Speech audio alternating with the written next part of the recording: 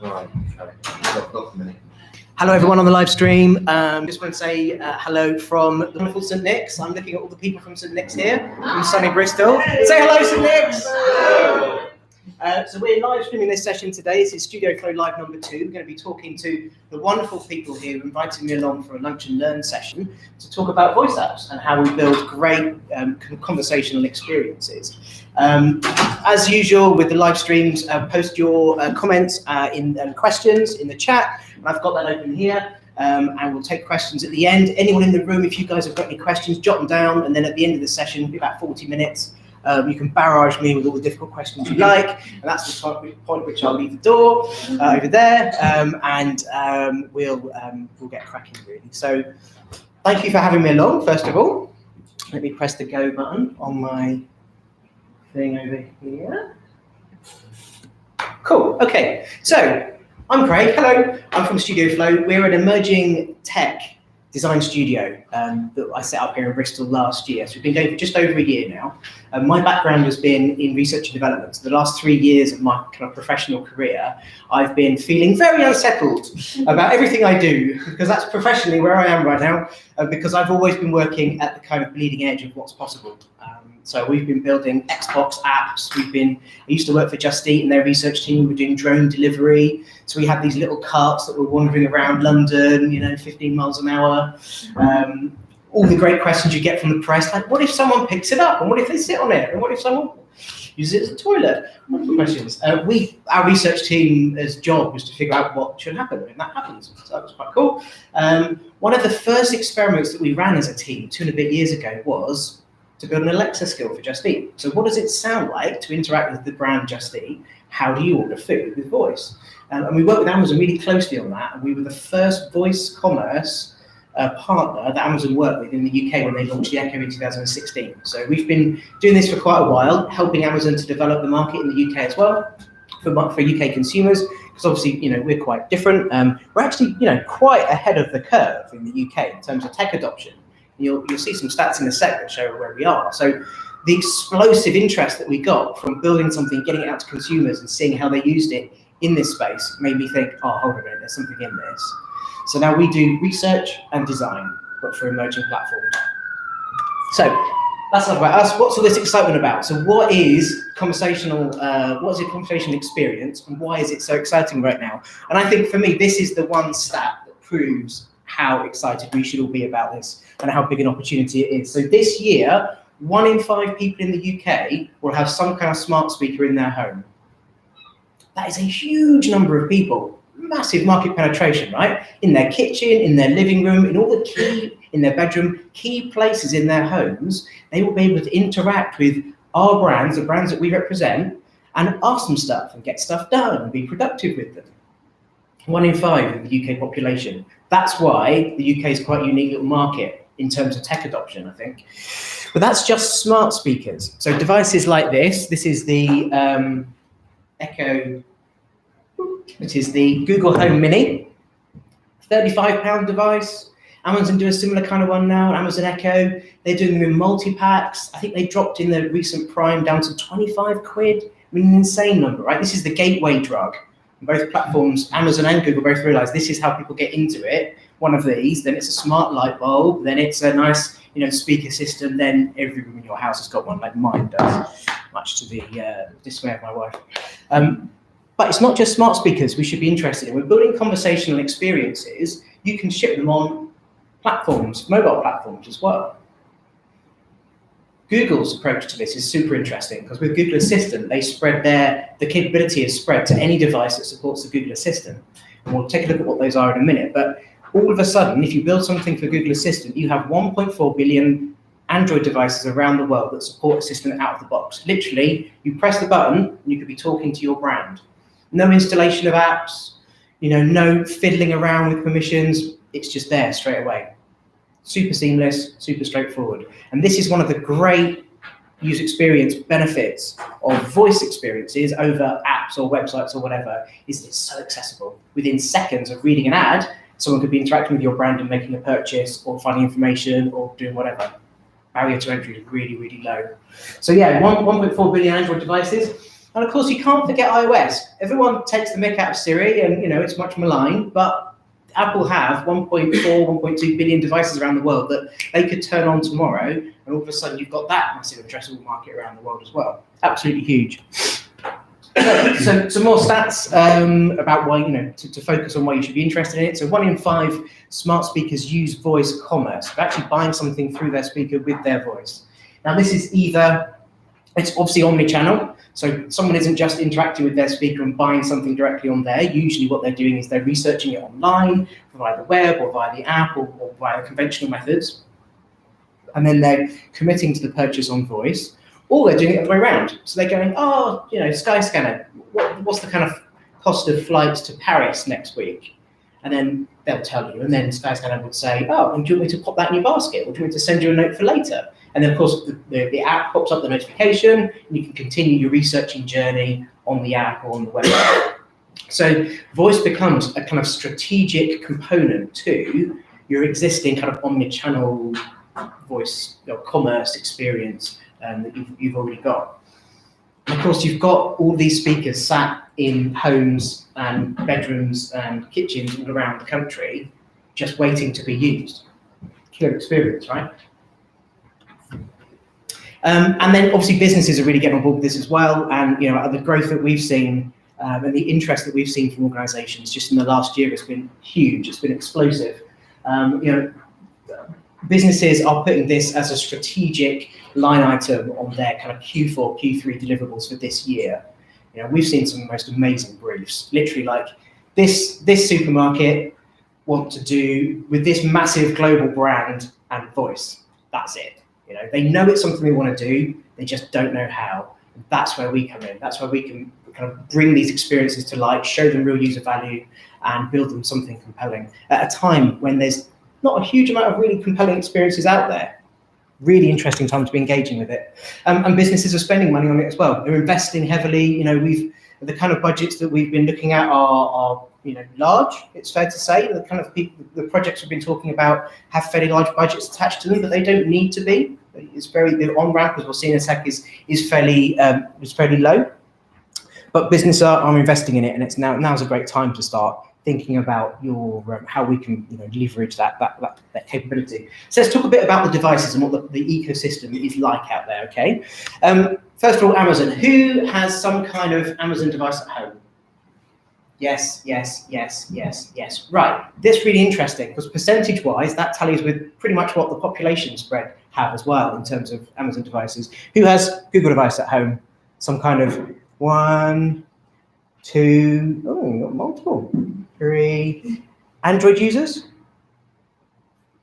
Yeah, okay. Yeah, so it's pretty much split exactly as the percentages are out there in the market. So Amazon, they were the first to market, especially in the UK. They came out with the Echo Dot, the normal Echo device originally, then the Echo Dot came along, smaller version. One of the biggest use cases for voice assistance is music. And they realized that really early on. So Amazon have released a whole range of hi-fi products as well now, focused on music, providing great music experiences for people. So along with your Echo devices, you can now get subwoofers, you can get these little hi-fi speakers that plug into your existing hi-fi equipment if you've got high-end speakers already. Amazon are super lean, super experimental on this. They released a microwave. Did anyone see the Alexa microwave? £35 microwave, right, there it is, and a clock that goes on the wall, because the clock was a really interesting one, because the timers, as you'll see in a sec, timers are like one of the top 3 use cases for voice assistants, setting a kitchen timer. So they were like, well, if people are doing that, let's just make a device. Let's see if we make a device, if people are going to buy it, right? Because it's a massive use case. So it's a clock that you tell Alexa to set a timer, and the clock sets its hands. So you get a nice little mechanical countdown. And then a microwave as well. Not quite sure what the microwave was for, but there you go. And the other thing they were experimenting in, because obviously voice is great for some things, but it's not great for choosing from lists of items. So whereas you present a list of search results and get a user to scroll through and choose one, that's not possible with voice. It's not optimized for that kind of channel.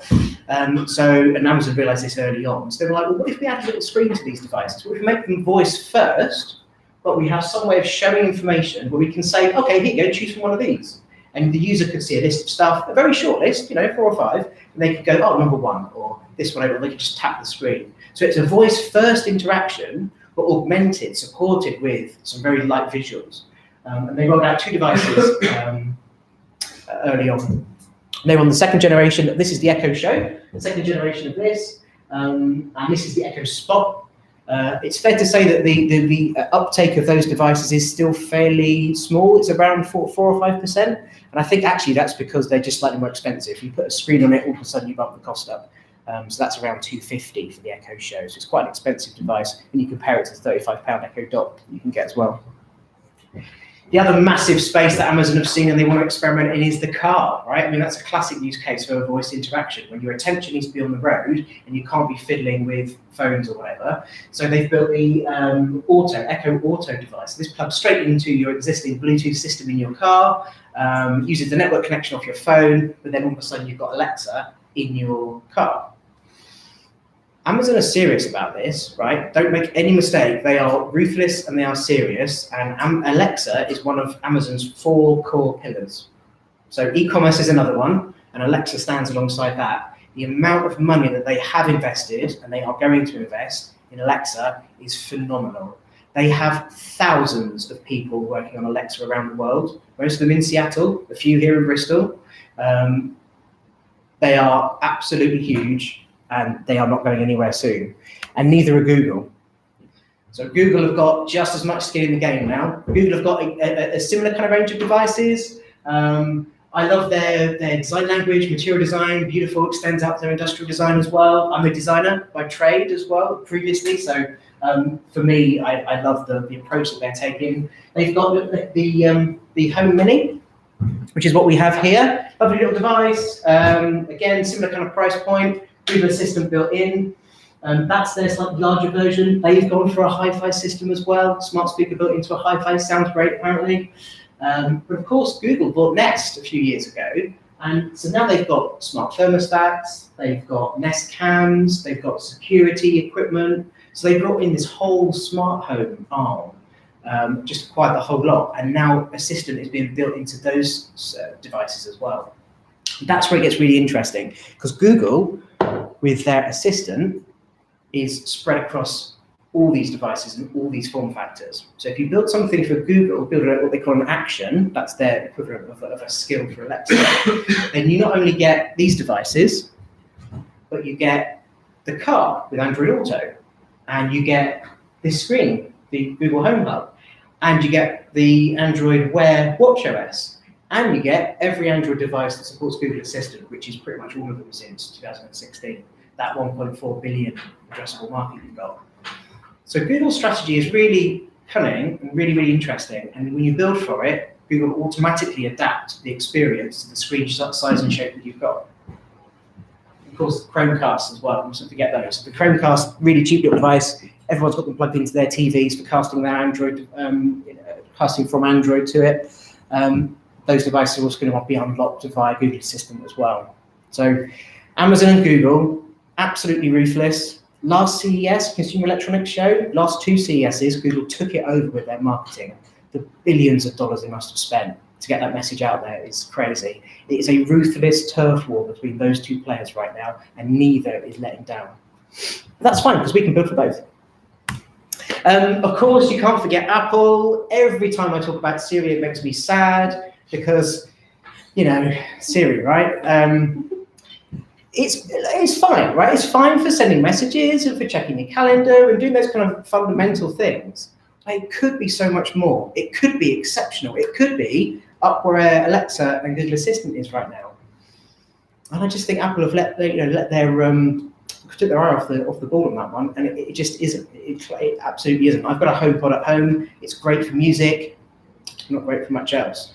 And it's sad, but Apple have the way they've built the way that you build apps for Siri is much more kind of tightly controlled, as you would expect from Apple. It supports maybe 5 or 6 different types of apps you can build for Siri, things like booking a table or ordering a taxi, but not much else. But they are slowly expanding out. And this is classic Apple, right? They're going to come late to the party, they're going to have all the best booze, and everyone's just going to focus on them. It's going to be amazing, right? But at some point they'll release Siri OS, and they'll let us develop stuff for Siri, and then they'll be there with Amazon and Google alongside. Other interesting devices though, like Spotify. So Spotify, a few months ago now, they put into market this little device that sits in your car, and it's effectively a music streaming player. You can preset those 4 buttons to have playlists or radio stations or whatever you want on Spotify. It's got a tiny little screen, all voice activated, and this was a little experiment that they put out because all of the music that's on Alexa and Google Assistant right now, when you ask for a particular track, will be played via Spotify. So that directly hits the Spotify APIs and the music comes back. Interestingly, Apple Music is now been integrated into those systems as well. You can play Apple Music through Alexa, and you probably do it through Google Assistant soon as well. So Spotify realized that their channel to market, their route to their consumers, was this massive, gatekeeper of Amazon and Google. Right? They didn't want that at all. They've got all this, they're losing a load of consumer data if they do that. So this is their experiment to try and push out a direct route to market to their consumers as well. Really interesting, what Spotify are doing. And then everyone thinks about smart speakers and devices like this, but of course you can't forget building conversational interaction into an app, because that is exactly where your users are right now. 1 in 5 have a smart speaker, but everyone has a device in their pocket with your brand's app already installed on it. This is a great experience that Argos put out recently. So this is the Argos app on iOS. Voice search, just at the top there, tap, ask it a question, do a voice search query, boom, there it is. Page of search results, and off you go. Super simple, super lightweight. The way of getting into this is exactly the same as it would be on these devices. When people do voice searches, they're much more verbose, they're much longer, but that's fine because you can hit the button and you can take all that. Building an experience for an app to be integrated into an app or a website is very similar to building it for a smart system as well. A lot of the tech that you have to build, certainly a lot of the design, is completely translatable. These things are just front ends at the end of the day. They're just ways of interacting with the user. All the interesting gubbins that sits underneath is kind of translatable. So there's your market share by brand from end of last year. So this is worldwide. The Amazon and Google are kind of neck and neck now. That wasn't the case the quarter before. So you can see how ruthless Google are with their marketing and their promotional campaigns. But of course, the other area not to forget is China. China are doing some incredible stuff with voice tech and AI generally. But Baidu, one of China Telecom's kind of big providers out there, they've got pretty much a monopoly, as the Chinese do, with these devices, and they've created some incredible voice experiences on these devices, and again sold them super cheap at massive high volume, and it's changing the way that consumers interact with brands out there. You walk into a shop now, you tap a button, and you do a voice biometric authentication to buy something rather than needing a card or contactless or whatever. Again, all driven by a conversational UI. So yeah, look to the east and see what they're doing, because they're doing some really interesting stuff. Voice assistant use in the car, another really big use case. We've just had a big project with a client who wanted to build a voice experience for the car, which was really, really interesting. We learned a lot when we did our research phase, and then the experience that we've built, I think, is unique and it adds a huge amount of value to that brand. But you can see where people are using voice in the current minute. A lot of people just use through Bluetooth whatever they've got on their phone. If that's an Android phone, that's Google Assistant. That's brilliant. We can access that straight away. But a lot of people are getting a really bad experience, because I don't know about you, but if you use the built-in voice-activated system in your car, I've got a Volkswagen. It's just shit. It's really bad. It doesn't hear you, doesn't do what you want it to do. You've got to know exactly the kind of thing you can ask it for, and if you ask anything else, it gets it wrong. So there's 20% of people are getting a really bad experience in the car right now. And then CarPlay, which is the iOS version of taking over the dashboard, and Android Auto are just exploding in popularity, and more manufacturers are adding these capabilities, and we can build products for those to integrate directly in the car. Sip of water. This slide always blows people away. So these are the most common use cases for smart speakers from January this year.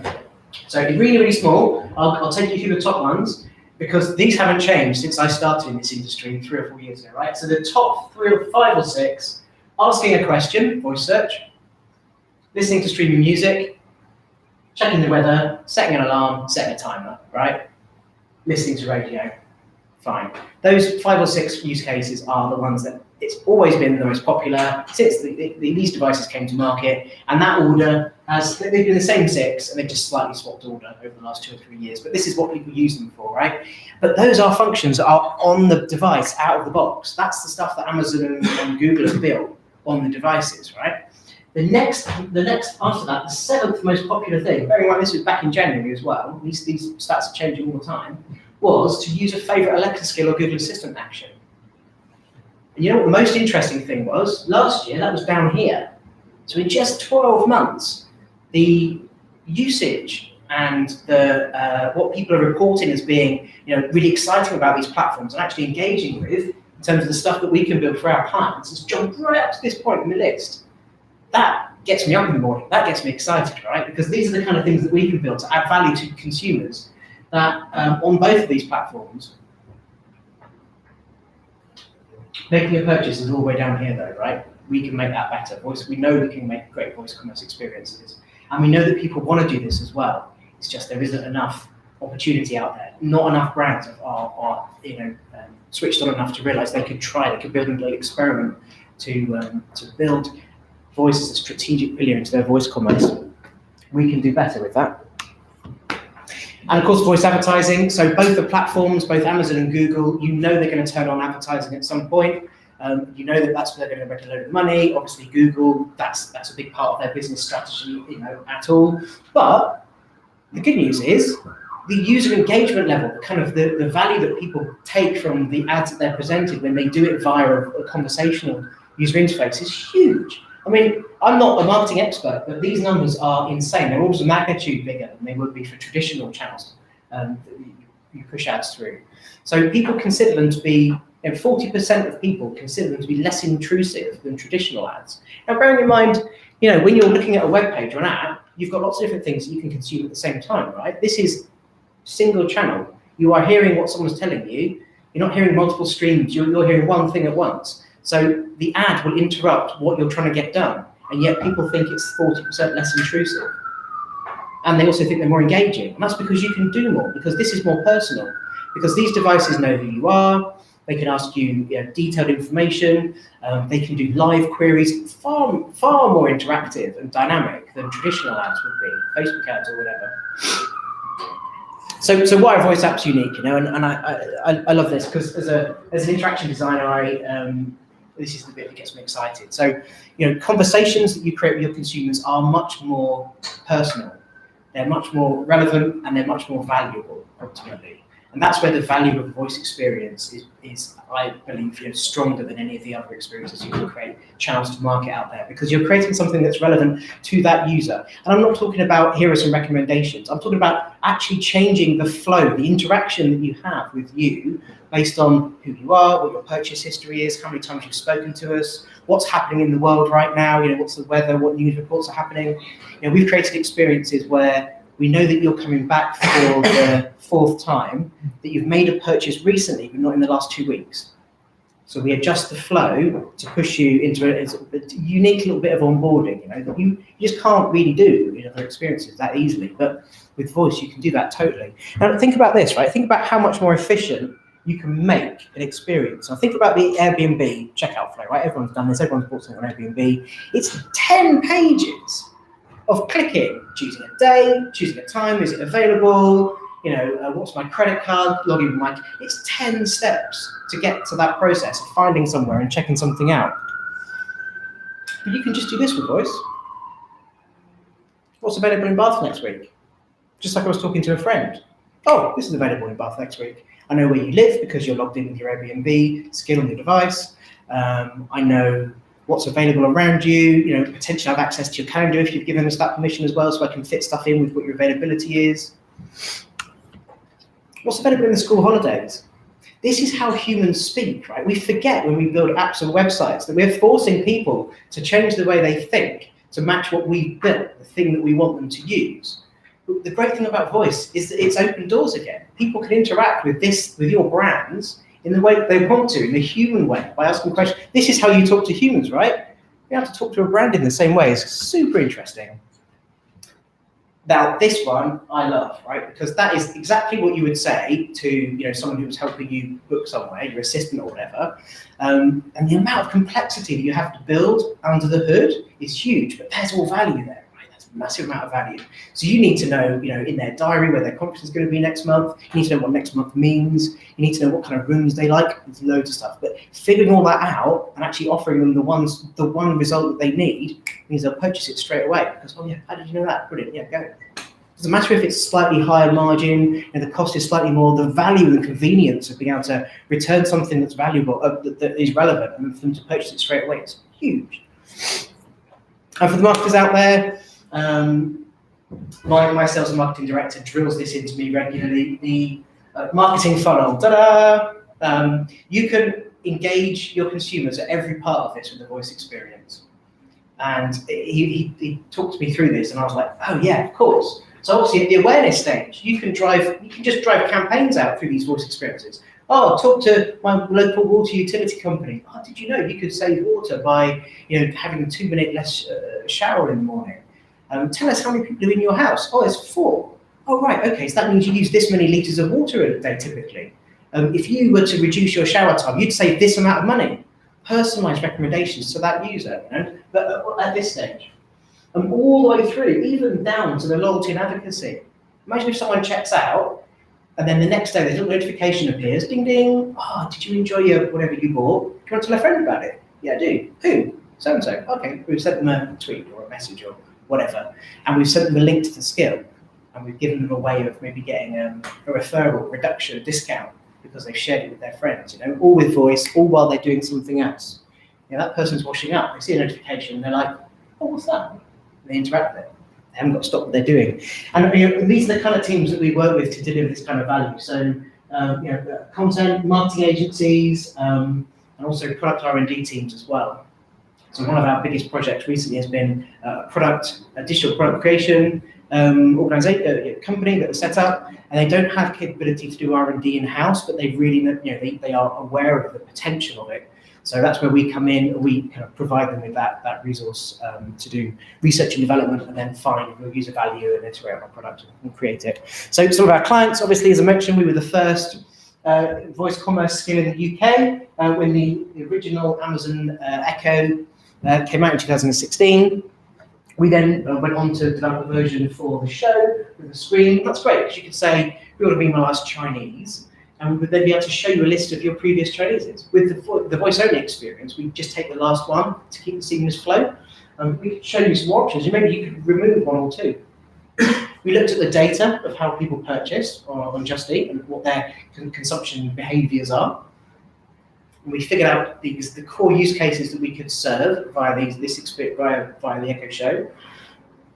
And we offered just those features. And by really narrowing the experience you create, it means the engagement level is really high and the value of it is really high. And this is us at Google I/O last year when we ported Just Eat to Google Assistant. So we're, along with all these other big players, and this is Google I/O in California, and we're there. It's kind of a proud moment. We also work with a European smart speaker manufacturer, really interesting project. So they've got a fantastic smart speaker, really lovely, high fidelity audio. It's got Alexa in it because that's table stakes nowadays. If you've got a smart speaker, it has to have some kind of smart assistant. They realise, because it's a competitive landscape, they've got all the other big players out there making smart speakers. How do they differentiate? Along with their great features and their awesome price point, they built their own voice assistant. They actually built something directly into the speaker that let you ask for a personalised radio station just for them.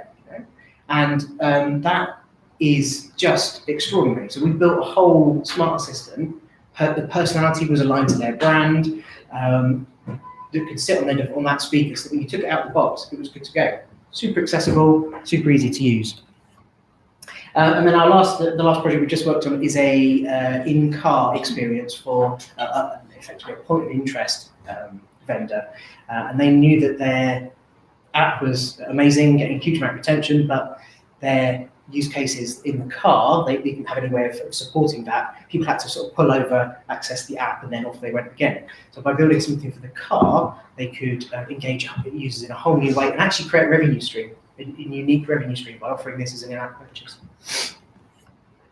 But we're a research agency as much as we are a design agency. So we spend about 20% of our time on just crazy stuff, blue sky stuff that interests us, stuff that comes along. A couple of projects that we've done recently. So this is a partnership we've got with an agency in San Francisco, Y Combinator funded startup, who are creating synthetic voices.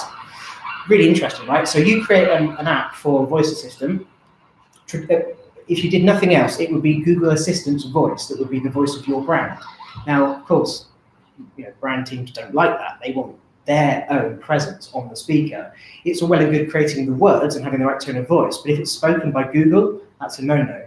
So this is an experiment that we ran here, where you can take a voice actor, so the person who's doing that brand's marketing ads or podcasts or whatever, get them in the studio, record a load of audio, and then synthesize their voice, and use that as the voice that you speak to when the app speaks to you.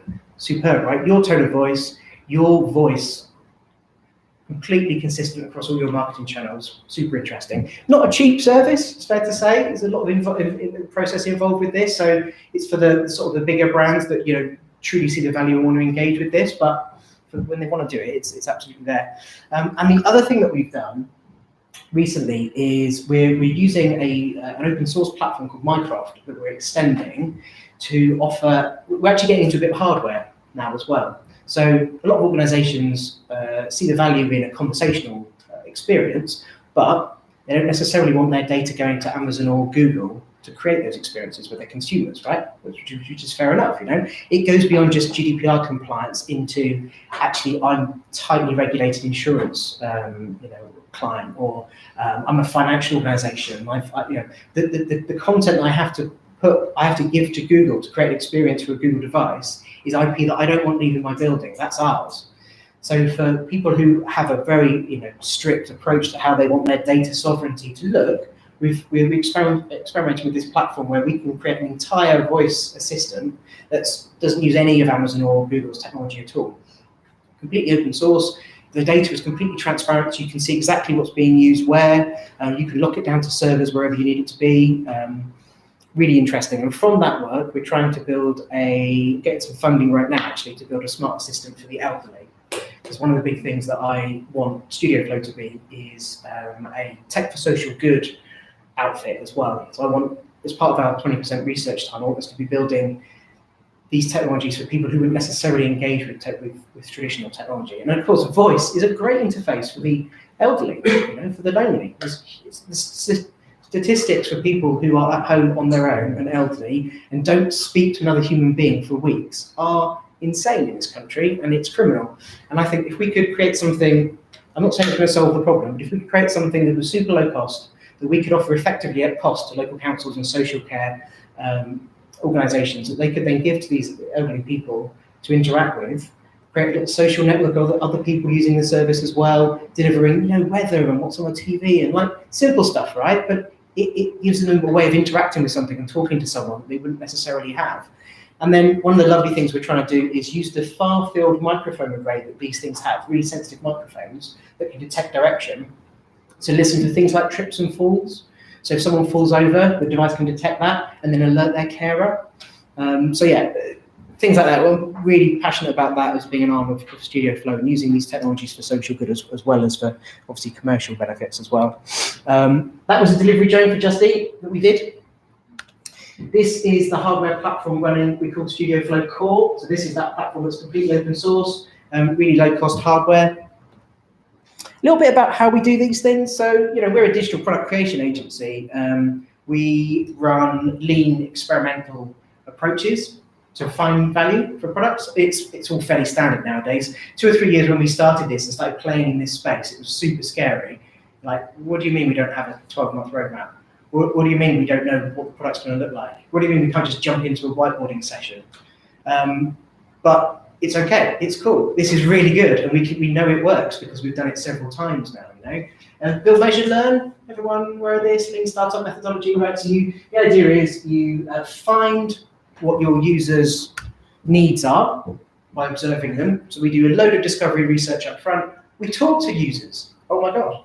We ask them what they do. We follow them. We do a task model of how they currently do whatever they do, right? How do you buy online shopping? How do you engage with a flight? How do you, hire a car? Watch what they do and what they're thinking about. We create models of all that stuff. Haven't touched a single line of code, haven't touched a single whiteboard at this stage, right? Just doing discovery research. Going back to their analytics, what is your current app? What's the behaviors on your current experiences? It's only at that point, once we've got to an understanding of how users are working, that we start planning on what we're actually going to do. So it's only at this point that we start to come up with a product and come up with a design for how that interaction could be. And we do that with prototypes. We do it by building and by actually putting it out to users. We have a little small set of beta users. We build them a high fidelity prototype that they can actually talk to. We learn by doing. Build, measure, learn. Build, measure. How successful is this? That doesn't have to be a product that you take out as an MVP to market. This could be in a little group of closed users, but you can still get really valuable insight from that. And then you learn from it and you go around the loop again. So the stuff that you learn on that measure cycle, you could integrate into the product and keep going around. And that's what we do with the act phase in this one as well. And then, there are loads of different functions that we support in those different phases. So obviously we can, for discovery research, we can run diary studies and those kind of things. When we're doing our divergent thinking, what could product solutions based on these needs look like? We've got all kinds of different techniques that we've been using in the past, engaging with brand teams on copywriting, co-design sessions with users, get a user into a room, because you can build prototypes so quickly. User in a room, what do you think of this? Don't like that, okay, let's change it, what do you think of that? Brilliant. And then within a couple of hours, you've got a product that you can, ship out to a larger group of people. And then we execute. So it's not just about building, like the engineering side of building a voice app. You can't build it and hope they'll come. Because one of the biggest issues with voice apps right now is that they're just not discoverable. Amazon and Google are not doing a good enough job of telling people about the great experiences that other people have created out there. So you have to do it, we have to do it. So part of a project that we engage clients with is to spend a good portion of that budget on marketing.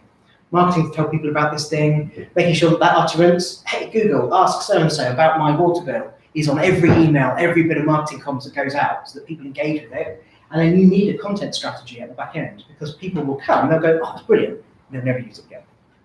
Unless it sticks, unless it does something super valuable, and then repeatedly does something super valuable, you can't shift their behavior off of an existing platform overnight. You have to offer 4 times the amount of value on a new platform to shift someone's inherent entrenched behavior onto something else. So that's where content strategy comes in. That's why you've always got something new to offer them until they come back often enough that they're retained. And the hooked model. So we make sure that they're hooked effectively into your experience. Very, very quickly, won't go on about this too much, but jobs to be done. This is an insight gathering method that's super interesting that we use all the time. The idea is that no one buys, so when you're trying to understand what job a user is trying to get done when they're trying to book a car or whatever, right? In this case, someone is, what job are they trying to do here, right? What users really want is that. They want a hole in a wall. No one wants a drill. No one goes out, oh, I've got to have a drill today. No, what, I just want to have a drill. I need a drill, right? No one ever sets out to buy a drill. What they set out to is to solve this job, solve this need. I need to put a hole in the wall. And if you could ask them, interview them, and get back to that first thought, the point at which they decide what it is they need to do, and then figure out how they're in their head, they build a model of solving that problem, that's the thing that you create. So no one wants a drill, everyone really wants a hole in the wall. And then, when we're designing the right thing, it's all about, when you create conversation experiences, it's all about thinking in a very different way. Traditional apps and websites, you design the user experience, how it's going to work, how it's going to function, what data you're going to offer to people, and how they're going to interact with it, and then the UI. But with voice experiences, you don't have any of that UI at all, obviously. It's just voice, right? It's just copy. With visual design, you've got all of these things that you can use to help people get through your experience. Signposting, colors, typography, animation, tooltips, Copy. With voice design, this is the only thing you've got. So obviously, copywriters and your brand teams and creating style guides and creating personality becomes super important, right? Your copywriters become your best friends overnight, and they are super important because it's all about this, right? Creating a persona. What does your brand sound like to talk to? So during the development phase, the design development phase, we spend hours with brand teams going, right, what does your brand sound like to talk to? Let's do some exercises to figure that out, you know? Because voice experiences are this. They're really simple, light touch. Oh, what am I, book me a room next week so I can go to my conference. But actually, below the surface is a whole shit ton of work that you need to do, either in the algorithms and API calls or in the design as well, to figure out what that right answer is to the question the user's asked. Because people do this. Listen, I always have to take a run up at this word. Pareidolia? Maybe? But this is the psychological principle of people seeing personalities in things that are inanimate. And if you don't create a personality for your conversational experiences, people will read a personality into it that they want. And again, that's a big no-no from a brand perspective, right? You want to own people's model of what your brand is. So your conversational experience needs a backstory, it needs a tone, it needs to have a style. We distill all these things from a brand guideline when we're building the tone of voice for a conversation. We use techniques like this for crafting personality. Where is your brand on these scales? The classic character archetypes. Which one of these archetypes does your brand sit in? All of these exercises help us to get to that style guide, to get to that paragraph that describes your character, because this is super important, right? Personality is really key to engage consumers and get them coming back. But too much is really will punish you, because people will just be massively turned off, especially with emerging tech. Marketers craft product narratives, creative writers plot storylines, copywriters make micro copy magical. But when you're designing conversational scripts, responses, you need to be doing all three of those things. Never underestimate the importance of words. So when we roll out new projects, typically, as we've learned the hard way over the last 12 months, you need a rollout plan. So we always start with a pilot. So when we're engaging new work, we always start with a really short-term 2 to 4 week pilot. It's really cheap, really simple, but it's a way of helping an organisation see where the value is at the stakeholder level, because that's, a lot of organisations we speak to are understandably risk averse. This is new technology. They've heard of the potential, but they haven't seen it themselves. So small-scale pilot for internal stakeholders, that's a little prototype that they can play with at home. When that's successful, then we roll on to something a bit more involved. This is where we build an MVP, a minimum viable product, something that represents, after all the research. It's at this stage that we do much more like discovery research. It's at this stage that we create something that is effectively what you would take to market, what we believe is going to add value to market. So this is something that has real code, and it's calling real APIs. It's actually doing something much more real, whereas this is completely fake content, smoke and mirrors. This is a real product. We release this to a small beta pool of that brand's core users, people that are, a spread of as many of those users as possible. And then with that, we have data, and we have analytics, and we have conversion stats, and we have all the metrics that we need to prove there's an ROI for building a conversational experience. And at that point, once we've proven that it's successful and we've got the stats to show ROI, we move to the first version. And it's at this point that we ship the product to the market. And it's these 3 phases that we've seen time and time again that help an organisation not just kind of buy into technology internally and politically, but also a way of creating the best experience for consumers that keeps them coming back, because you've got to nail it 100% out of the gate. This is how we do it. So that's when we create version 1. It's a strategic pillar in an organization's route to market. So companies have decided at that point that iOS, Android, web, whatever else, and voice, they're bought in at this stage. Which is what you need, because it needs to be supported with marketing budget, and this is when it rolls out to everyone, and this is where it takes. This is where we get it right over a larger period of time. Just a couple of quick use cases to finish on, then, just to get your kind of brain sparking. You could think about healthcare. Obviously, there's been the story in the news today about Alexa and Amazon rolling out a load of NHS content via Alexa where you can now ask it questions. And I don't think, I mean, that's interesting, but it's not as interesting as the tabloid press reaction to that, which is super interesting. But now you can ask your Alexa smart assistant, you know, I've got a lump, or I've got a, I'm hearing this strange ringing or whatever, and it will offer you advice, right? Not quite sure where it goes after that, but you know, we have to see. But yeah, it's an interesting development, right? Obviously, there's loads of potential in fintech as well. You can transact on these devices on the device itself.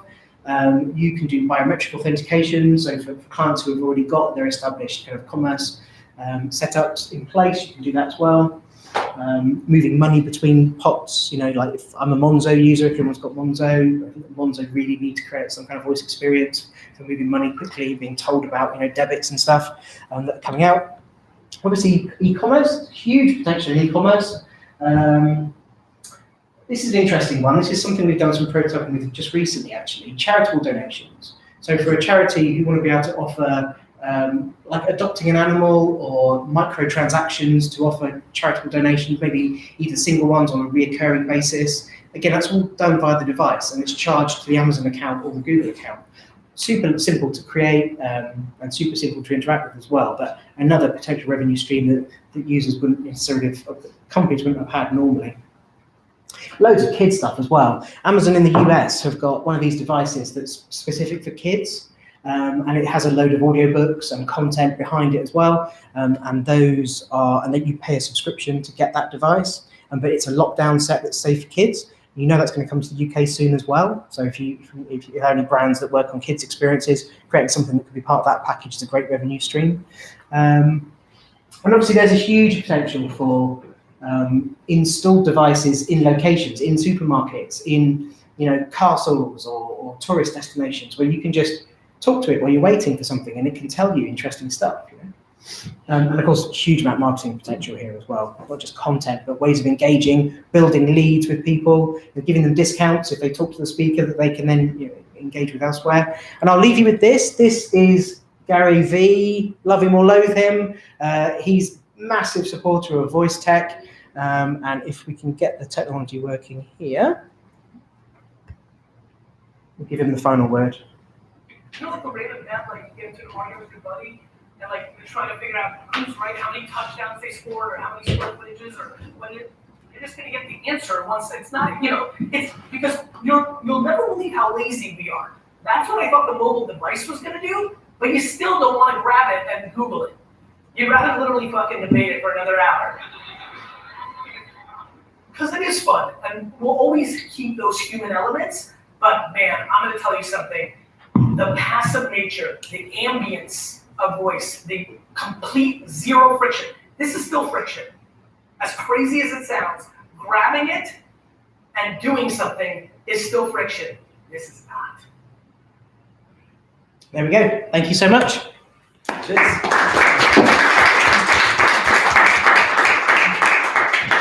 Massive content overload there. I'm sure all your brains have just gone ping. If there's any questions, do let me know. Man at the front. I've got loads of questions. Go for it. We'll start with the nastiest. Yeah.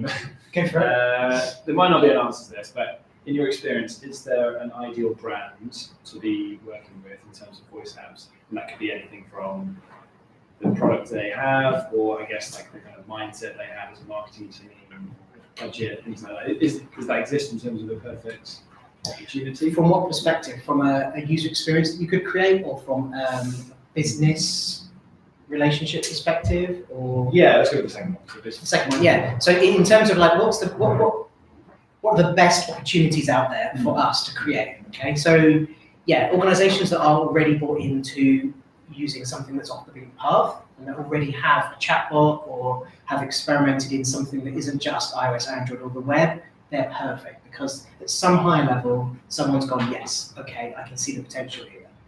So that's a shoo-in. You can see from those 3 stages that's the reason we have a pilot, because a lot of organisations need some help realising the value.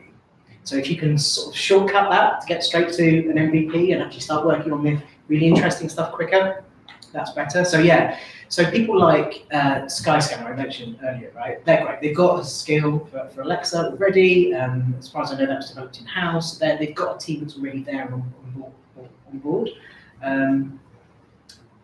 So I would say, yeah, organisations that it's not. So the problem with this market is that you can do anything. That's the challenge, right? Of this new technology, it can solve all the problems. It's just about which ones do we need to solve first, and will have the biggest value and offer the greatest value to users, and also offer the best value for us to create experiences on those platforms. And I think that is easier with organisations that have taken a step already. Good question. Very good question. Any others? I'm interested. How are you, assuming you are engaged by agencies like us? How are they? What are they coming to you for? What are the common questions? Are they trying to prototype things? They're looking to kind of exploit it and seeing how it can fit in with their projects. Are they looking for inspiration? It's all of the above at this stage, right. I'd say. So we get a lot of, can you come in and do a workshop with our clients? Yeah. Because they want to do something, they just don't know what yet. But we're not going to commit to anything right now. So we'll come along for a day, we'll do a nice workshop with the agency and some of the key clients that they think would be interested in this tech. We'll do some prototypes, and they'll leave at the end of the day with these options in their head. Great. And of course, it's great for the agency because it gives opportunity to have further conversations with these clients that are slightly different to what they've been having already, and engage them on new business. And also, we work with agencies who have existing capabilities in-house, but they don't have the full capability to actually develop this thing end-to-end. So they may have some designers, and they may be already doing some work in voice, but they don't have the research capability. So that's where we can come in and we can help them. When they need to get to MVP, when they need to get past that prototype phase, we can help them build a real product that goes to market and actually integrate with their existing teams then. So we'll have someone that goes and sits next to their copywriter or next to their brand team and effectively augment their team with the skills and experience that we've got to help them deliver something. So yeah, it's at the minute, it's a kind of a spread of value. Sure. But every client's different, every engagement is different, every conversation you have is different. But there's no conversation we've had so far where we're like, I don't think it's worth going after that work. There's value in everything at this stage. It's such a green field. You saw that stat, right? Like, apart from the core features that are in those speakers, there's no killer app yet. No, there's not. As looks in our kitchen, and it's exactly that. It's music, and you do it's the kitchen timer. And we've kind of forgotten what else it can do. That's it, right? Yeah. As soon as someone sends you an ad, Alexa, ask, I've just started, because I'm a massive hipster, I've just started getting milk in glass bottles, right? If Milk and More had a skill, it's like they have to fumble with their not great web app. I could just go, Alexa, order me some milk for tomorrow. Because you could order it at 9 o'clock at night and it's there the next day. Perfect experience for voice. Good question. Thanks. We like sort of example brands that you would say are using it really well for commercial benefit. And, I mean, apart from the Google and the Apples, you never got that own products and services on the back of it. Is there a brand that you would think that you should look at that as a real good case of it using voice really well? 100%. Yeah, so obviously Skyscanner are great because they have that omnichannel thing. Yeah. So every search you do via voice appears in the search results of their app and of their website when you're logged in. Yeah. So that kind of purchase experience across channels is great. And they do much more of their editorial stuff via their skill as well. So podcasts they release about Venice, you can access those via their skill as well. Yeah. So really interesting what they're doing there. Great, really pushing ahead on that. Ocado, they've been around for years with a skill. Add this item to my shopping basket. Again, a very natural thing. It's in your kitchen. The request, add some milk to my Ocado order is really simple to do. We found the value of that really early on. They iterate quite quickly. And of course, obviously, we did work with Just Eat as well, right? I'm really proud of what we created there. So you can reorder your last takeaway, and you can check where your food is. And that, I can't tell you the exact stats of how many users that covers in terms of the behavior, but that is a huge portion of users that you can engage with a really simple voice experience like that. And again, it's the iceberg effect. People ask a simple question, and the work that we've done under the scenes to give them the right answer at the right time is really cool. So I think, those are three great experiences. But there's more arriving all the time. It'll be super interesting to hear how, I haven't tried it yet, how the NHS data go through Alexa sounds. Because there's a whole another range of concerns there around what if Alexa offers the wrong advice and someone dies, is that Amazon's fault? Is that NHS, whose fault is that? So question. With the, say for instance, the Skyscanner example, with that currently being kind of the aggregator that serves or the content's kind of coming from, Yeah. is that because that they have the capability that's talking to these technologies, or is it that they are the top search in Google, so then it's pulling through that way? That is another great question. Yeah. And the reason that's a great question is because you're getting into voice search there. And then you get into the whole world of search engine optimization and voice search, and we don't get into that space. Okay, so there's plenty of SEO organizations that have been doing this for plenty of years with the web, and they think they know how to do it with voice. But what we've seen so far, Google are not letting go of anything, right? Or Amazon. The challenge is, even for brands right now, with Google, you're competing for ad space. On Alexa, you're competing for products. So if someone says, Alexa, order me some wet wipes, Amazon will be sending you the wet wipes and make them the most margin, obviously, right? And you've got nothing you can do about that. The only thing as a brand, as Pampers, the brand, the only thing you can do is to create a skill that encourages people to say, Alexa, ask Pampers for some wet wipes. That's the only thing you can do to compete against that. Otherwise, you're getting into a bidding war for every other wet wipe manufacturer to be serviced higher than. And Amazon, if they can get more margin on their own, they'll do that instead. So that's why the brands need to be on it right now. You know, creating a skill, marketing the hell out of it, changing users' behaviours in them. So the first thing they think of is asking Pampers for some wet wipes rather than just a generic brand. Yeah, voice search is a minefield right now. No one knows the algorithm. No one will ever know the algorithm. I think it's not a game that we want to get into, because I don't think that's where the real value is. I think the value is in creating experiences that can engage your users that are yours. I think it's authenticity otherwise, isn't it? As soon as you're in your skill, you can do whatever you like. You know, your voice, your tone of voice, your audio as well. We've done some lovely stuff with little snippets of podcasts going out as part of the conversation flow, because you can play audio through these as well. It doesn't have to be just a synthesized voice. Actually, on the subject of another interesting skill, HQ, you know, the quiz game, they're suffering a bit at the minute. Obviously, they've had a massive lead, but they did a really interesting Google Assistant action where there were 3 people in the conversation. It was you, it was the guy who does the comparing in the US, can't remember his name, but he introduces it, but then he hands over to Google Assistant to ask the actual questions. So all the dynamic stuff is done with Google Assistant, but he's still there representing the brand and making it feel like HQ with all their audio branding. It sounds fantastic. So that's another one to check out actually on Google. Just say, you know, open HQ University. And that's lovely. Any more for any more? One question for me. I guess in terms of, we were talking earlier about the Gartner hype cycle, and how it seems to have gone over the peak and then it's now in the trough. Does there seem to be any kind of risk of it being a novelty factor for anyone, or that, you know, people have done it a couple of times, and what you're saying earlier about getting it to stick and getting behaviours to change over time? Is there anything you've seen, like evidence-wise, in terms of adoption and repeat engagement? Is there any evidence that it's speaking of kind of novelty, or is it here for the future?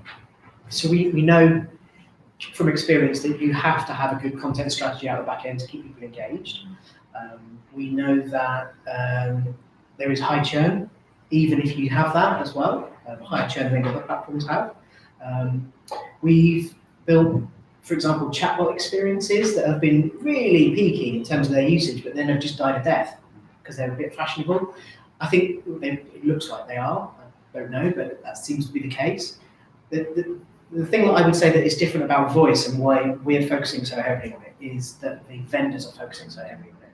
You know, there's every dollar that Amazon and Google spend on marketing these devices is a dollar that we don't have to spend effectively to get our message out there.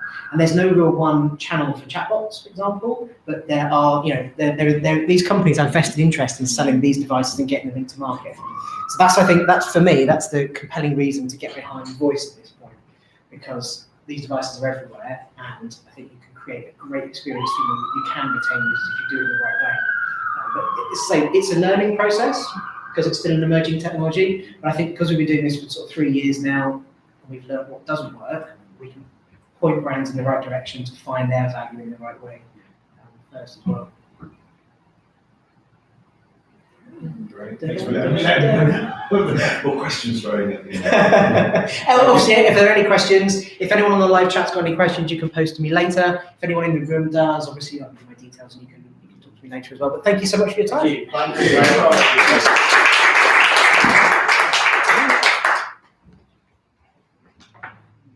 Slightly awkward silence while I am That was stream, okay? Uh,